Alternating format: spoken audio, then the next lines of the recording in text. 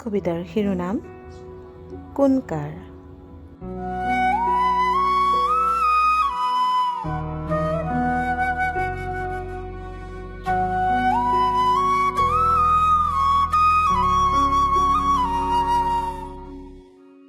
এদিন জোনাকত তেওঁ ভাবিছিল মৃত্যু উভতি আহে এই নদীৰ পাৰলৈ।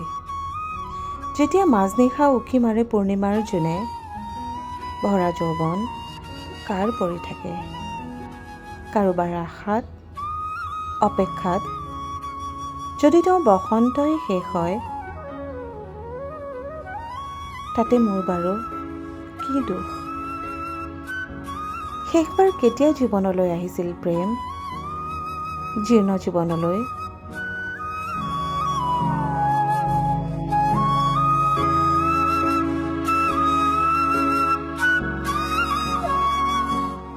এই জীৱন কোনো অচিন কীটৰ দৰে কুটি কুটি শেষ কৰিছিল কিহে। আশাবোৰ এতিয়াও দূৰৈত মৰিচিকাৰ দৰে। কোনেও কাকো নকয়, কোনো কাৰো নহয়, কোনো কাৰো বাবে নৰয়। তথাপি মানুহ বাচি থাকে সুখত অথবা দুখত অথবা মৃত্যুৰ দৰে।